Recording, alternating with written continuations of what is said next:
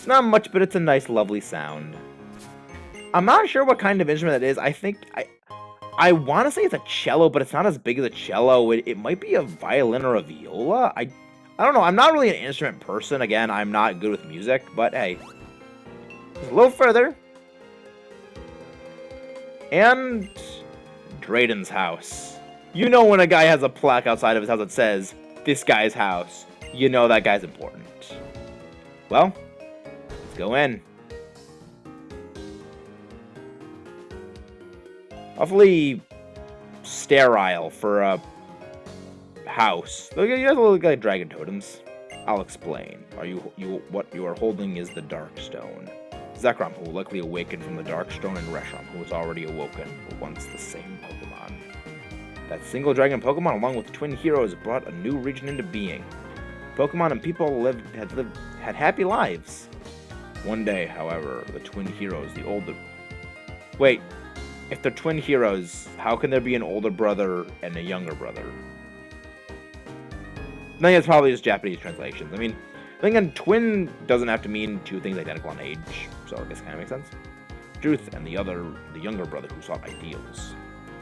We had to argue about how to decide which one of them was right. The single dragon-type Pokemon had been with them all that time, split its body into two. One sided with the older brother, and the other with the younger brother. In its pursuits of the truth, the white dragon-type Pokemon sought to usher in a new and better world. Its name was Reshiram. The other, the black dragon-type Pokemon, sought ideals and ushered in a new world of hope. Its name was Zekrom. Because the two of them were once the same entity, their battle raged endlessly, and neither one could be declared the winner. They simply exhausted themselves. The twin heroes proclaimed that there was no one side that was right, and ceased the conflict. But the twin heroes' sons started the battle again, and an instant later, Zekrom Reshiram destroyed the Unova region with fire and lightning. Then, they disappeared. But the people work with Pokemon in the right way. We don't have to worry anymore about the world being destroyed. I mean, Zekrom and Reshiram worked hard for everyone and made a new region. So it should be okay, I think. True, Pokemon cannot speak. People may hurt Pokemon even more by imposing their selfish thoughts on them. But no matter, Pokemon and people believe in each other, need each other, and will continue to live together. Yeah, so I'm never going to forgive Team Plasma for trying to separate the Pokemon and us. Sorry, we got a little off topic in the end. That's everything we know. Unfortunately, we don't know how to wake up the legendary Pokemon. I made a promise to Alder. You must win the Opelucid Gym badge from the Opelucid City Pokemon Gym. Iris, go and be Max's opponent at the Pokemon Gym. Yay! Look out, I'm really, really strong, just like Drayden. I love how just, like, moving up a few steps, it makes his arms go from, like, little spindly tiny things to, like, super buff man. I gotta, like, we don't get to fight Drayden in this game, but I gotta say, Drayden is, like, probably one of my favorite characters, just because his gym leader title in Pokemon Black is the Spartan Mayor. Just let that sink in. Yeah! The guy's awesome! I'm coaching Iris. To be honest, she's stronger than me ever since she came here. Ooh, that does not bode well for me. I have an item that I don't know how to see if we use, but let's try and see if you can make it work. Sure. You may be able to master it. Here it is. The Target Ring. This is a very strange item. It, as she's saying, is a move that would normally not affect a Pokemon. If the Pokemon is holding the target ring, it will affect them. It's generally only useful if you have a move like Trick or Switcheroo that will force the opponent to take the item.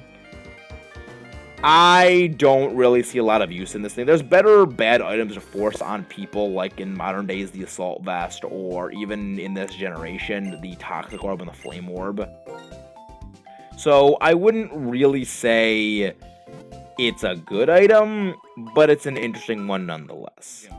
But I think we're actually at decent levels, considering we have something that is... We have two things that are effective, or at least type-wise, defensively or offensively advantageous against the next gym, and we have one Pokemon that has a coverage move for them, I think we're in a not horrible spot. So, I actually am not going to be going to challenge the gym right now. Instead, I want to show off one little interesting place, and that is the final instance of the two different battle styles, the Battle House. I thought and chose these three. Their destructive force is overwhelming. Okay, let's see what these three destructive forces of doom are. Comes by Ace Trainer Lou. Yep, the three monkeys. Not exactly the most overwhelming destructive forces, but they will at least make very good sport for us. And also, I chose very poorly when it came to matchups against Simipour. Let's just go for Ice Beam on Simisage. I think we'll just go with just Rock Slide, and I guess we'll just double Rock Slide. Oh, you're faster than Excadrill. That, and you crit me. Okay, maybe this was not.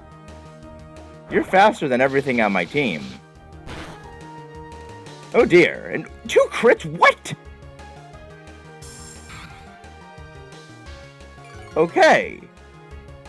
That's not good. That is very not good. I just got completely hacked right there. At least we took down the Simisear. So I can now bring in David, who can hopefully salvage the Simipour match. I think actually, because we need something that can just outspeed that Simipour. I think I should probably just go with Taranza right there, because he's good in levels, but I don't know. I feel like Taranza could use a good pickup KO. We're probably not even going to need to use that. We'll just use Electro Ball, and, you know, just for the heck of it, we'll just Flare Blitz, because I don't we're actually going to use a move on you. Electro Ball. There we go. That's a good move. That did a lot more damage to my team than I expected.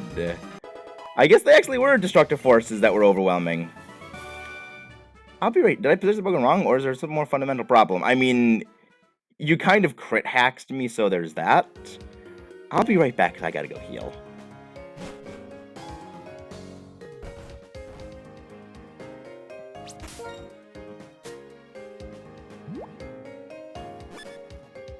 I just got Revive. I'll just use Revives. Megara, because what's up in X, we actually aren't going to be having as much trouble, and I don't really know when I'm going to be using Revives going forward, aside from maybe one area where I think they might be helpful, but, you know, other than that, I don't think I'll really be needing a whole lot of Revives. Because, again, I don't really use Revives in trainer battles. I don't think it's fair. And which Pokemon you see? Yes, preparation for a battle. That's very important for a triple battle. Now, let's start. These are the final 2 incarnations of triple battles in the entirety of Unova. As well as if you are playing Pokemon Black version, these will be rotation battles. I am pretty sad about this, because I do like these battle styles. I think they're interesting, and there's a lot of fun to be had with them. I just don't like how they don't have a lot of these. They're interesting and really fun. Let's go for Brick Break, and I think we'll just go for Fire Punch on you. Yeah, there we go. Megara is very fast. Yeah, it kind of impresses me how quick the monkeys are. That I know Excadrill is a really fast Pokemon. It's base, I believe, it's at base 88, so it's pretty up there. It's not the fastest thing in the world, but 88 is not bad, and also it's just kind of Sand Rush that has me a bit thinking that Excadrill is one of the speediest Pokemon out there. So it kind of doesn't surprise me in hindsight that monkeys who are, I think, like, 101 speed actually managed to outspeed my Megara. And let's freeze. It didn't even KO, that's kind of pathetic. Okay, changing the ability Simple. You know, Simple's an ability I wonder if I actually just change my ability if you look at the little summary. Nope, it actually keeps us Sand Force. Okay. I always wondered that. I just go for another Shadow Claw, actually. We've only used Shadow Claw, I think, once or twice, and it actually has been helpful in a couple of instances because it is 80 power rather than 75, so it is slightly more powerful when there's an effectiveness level difference between Earthquake, unlike, you know, every other move, which is just the exact same power and it's just for style points. There we go. And we got a crit, nice, so that boosted crit chance is actually coming through. Gained not a lot of experience, but hey. Eileen, be ready, stay prepared so you can battle anytime. These battles will actually refresh daily, so you can come here for some decent-ish experience. But yeah, that's really all I wanted to show before we head out to the gym battle. Let's see what you have to say, veteran. Welcome, glad to see there's a triple battle house, as the name suggests. If you want to enjoy triple battles, come to the right spot. Make the triples work? No, I don't think you need. This doesn't intrigue you? It's fun, please allow me to explain. Oh, it actually doesn't force a tutorial, even though we've already been through tutorials a couple of different times. But yes, we are now pretty much completely finished with things in Opelousas City. There is 2 more things I want to show off, but one of them requires a trade, and the other is just an item with, you know, track this, and this is the other thing, the Destiny Knot. This thing is completely useless.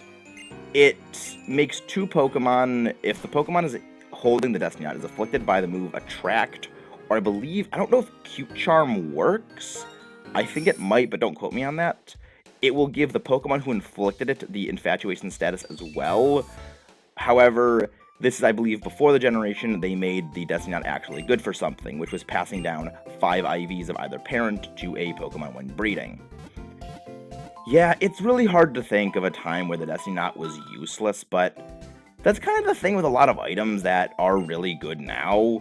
They kind of had to be useless initially to get buffed up to being good.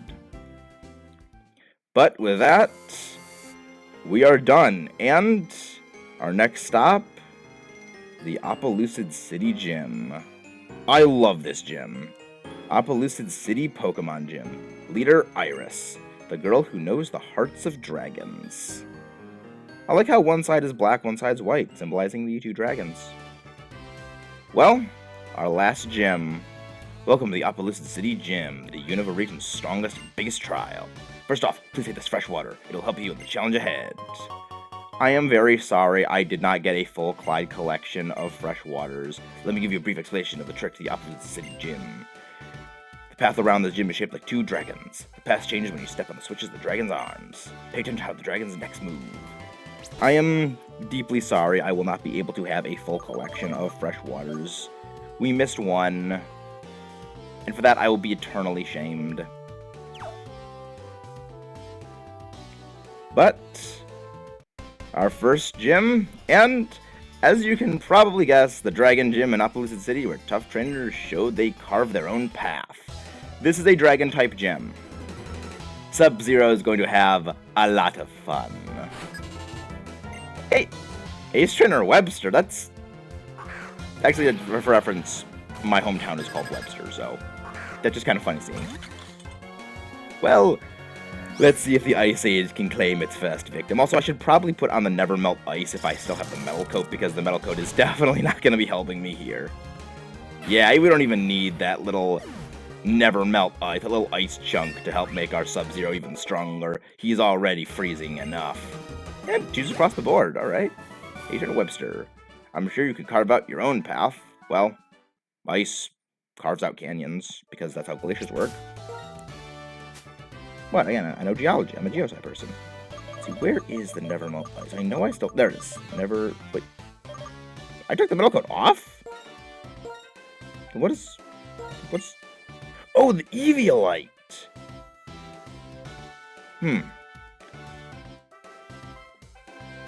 I think the Eviolite actually might be a bit more helpful right now.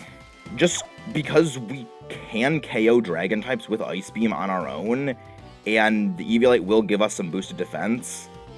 So it's kind of, do we want Bulk to take a hit or a possible one-shot? And, I mean, considering that dragons aren't really known for having the greatest of defense, because the bulky dragons are a notable exception, kind of for the reason of being the bulky notable exceptions to things. So I'm thinking I'm just going to stick with the Eviolite, because we're probably gonna get outsped by these dragons anyway, because if you can't guess, this is going to suffer from the Nimbasa City Gym syndrome of very few Pokemon that are going to be shown.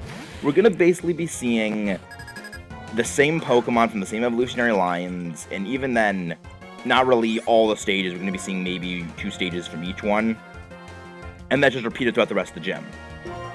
Well, hello there, little Dano.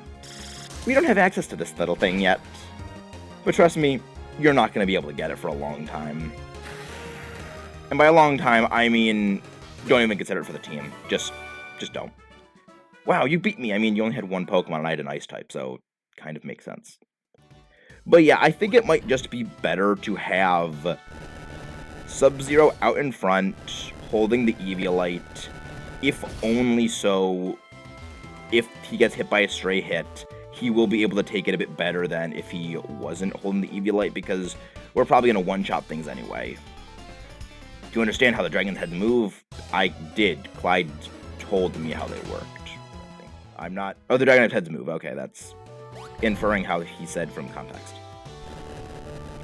And this is how this gym works. I kind of like it. I definitely think it could have been better and more interesting, but I do have some positive things about it. I do like how it works. It does feel very epic in scale, how you're walking on different levels and the Dragon's Heads move, and it does change how the gym is overall structured. But as you're going to see, it kind of makes going back and healing a bit of a nuisance. I believe you actually... I actually think you can't go back and heal after a certain point where you... Actually, no, they have the little jump things on the back of the dragon, so you can go back. I guess I don't know what I'm talking about. But yeah, I guess I do...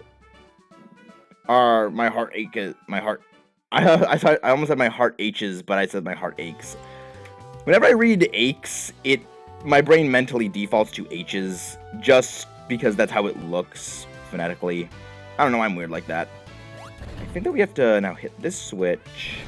We'll raise that. We'll go over there. And... because we have to jump on the switches and that will activate them. So I think we go this way, down here, over here, up there, down this. Okay. This way we go. Out there to see how well you really know Pokemon. Okay, I mean, I've known these Pokemon for a good long time, so I think we can definitely test those bonds of friendship. H-Trainer Tom. Okay, we're stepping up. We got 3 Pokemon on this one, but again, same thing of Dano. I'm worried about this guy either has 3 Dano, or Dano and maybe it's Evolve form, or just a Fracture. Yeah, I like this gym, but again, the Pokemon are a bit repetitive, and I guess that's one criticism I can say about some of the gyms, where you are facing a lot of samey Pokemon over and over again. But, oh, we have a Druddigon, okay. But again, like, this game is not perfect, and, you know, not having access to the entire, 500 or so Pokemon that have existed by this point, it does mean that they have to reuse some Pokemon, which I don't entirely hate if it means some gyms are a little samey. But even then, like, when they do have these gyms, you survived that. Oh boy. Okay. Good to know. I did not think you were going to live that, but I think that Swoop can come in and save the day. The fact that you survived that did kind of scare me, so let's go with Dragon Breath, because I know that you might have rough skin, and I don't want to get hit. So we have Swoop's Dragon Breath to possibly be helpful against... you had 3 different Pokemon. Good to know, so it actually wasn't monotonous, so my whole little shtick I was saying does not apply here. Let's see how much Dragon Breath actually does to you, because you're not really a special attacker. You have a very good special attack stat, but Dragon Breath wasn't that strong, and wow, that almost KO'd. I guess I should probably give you the...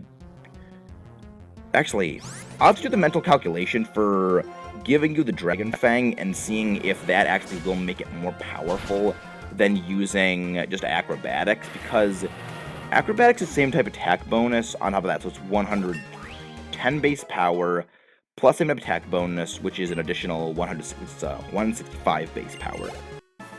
Super effective Dragon Breath would be 120 and then plus what? 20% would be 42%, 142%. So I actually think that it would just be stronger to use acrobatics even then.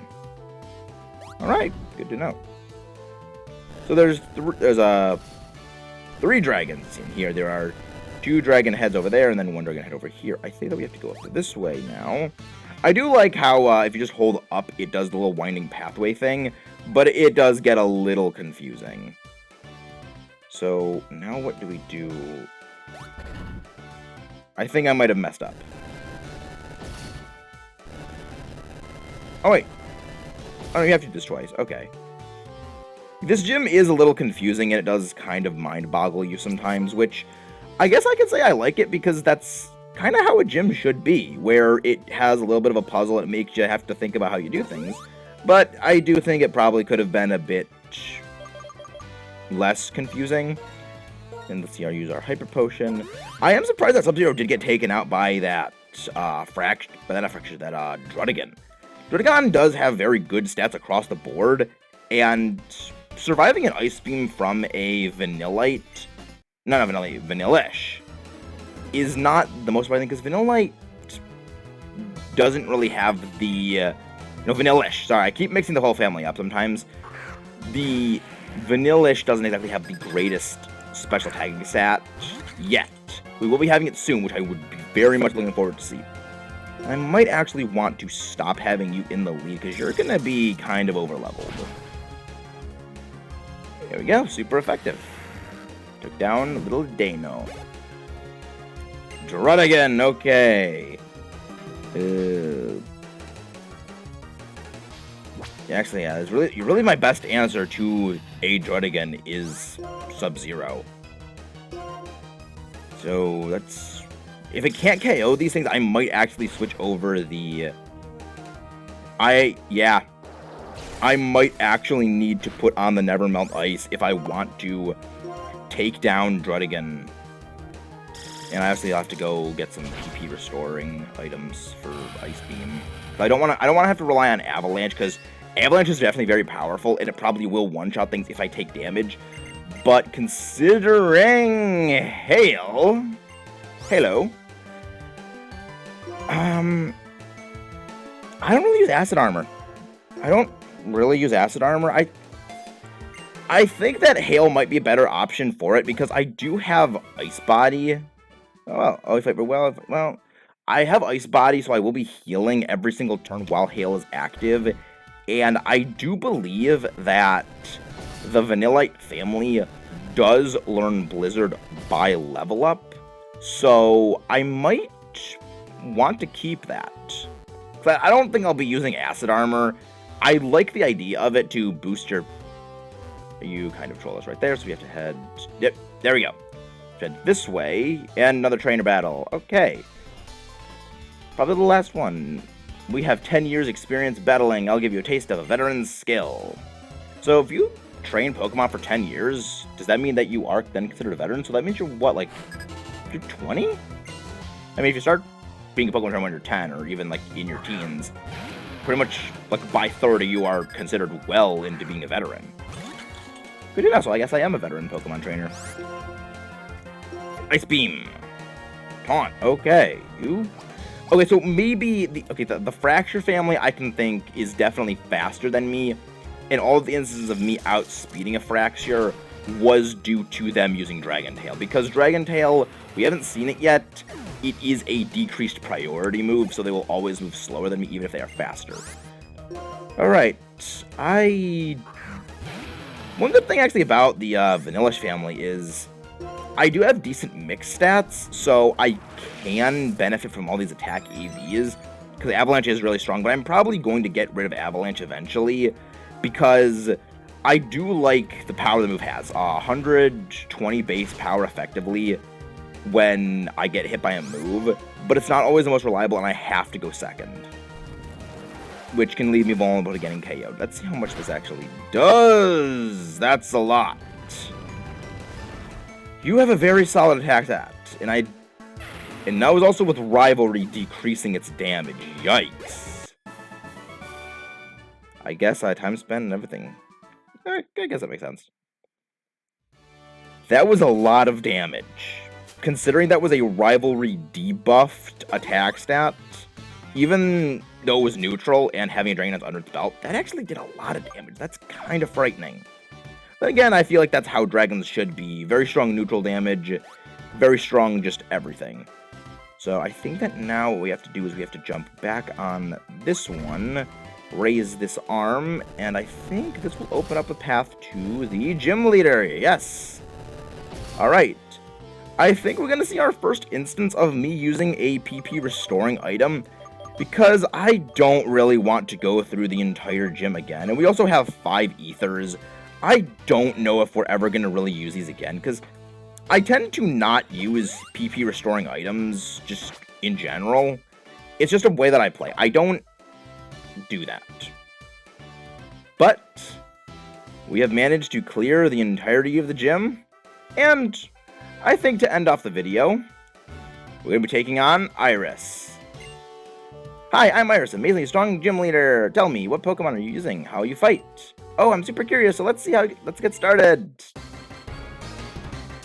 Our final gym battle. Or maybe not. I have plans. But, gym leader Iris. She leads off with Fraxure. This will be a female level 41 Fraxure with the ability of Rivalry, Dragon Tail, Dragon Dance, Assurance, and Dragon Rage. So they can hit pretty hard. If you are facing Drayden, who will be the Pokemon Black Gym Leader, it will be the exact same, except it will be male. There actually are a difference between their two teams, and I really like how this is done. I'm going to be showing it off, actually in the next video, or potentially right after this, depending on how time works out.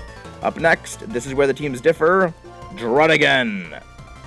If you are facing Iris, it will have Sheer Force and be female, but if you're facing Drayden, it will be Rough Skin, both level 41, but this one is going to be male if it's Drayden.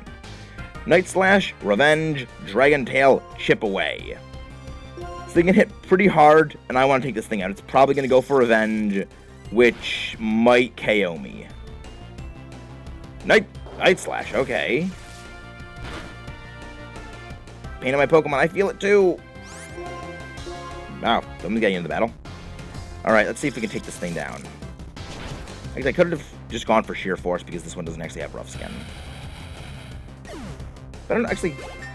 There we go, level 43. And her final Pokemon, Haxorus. Level 43, Dragon Tail, Dragon Dance, Slash, and Assurance. No, not yet. No, we can fight on.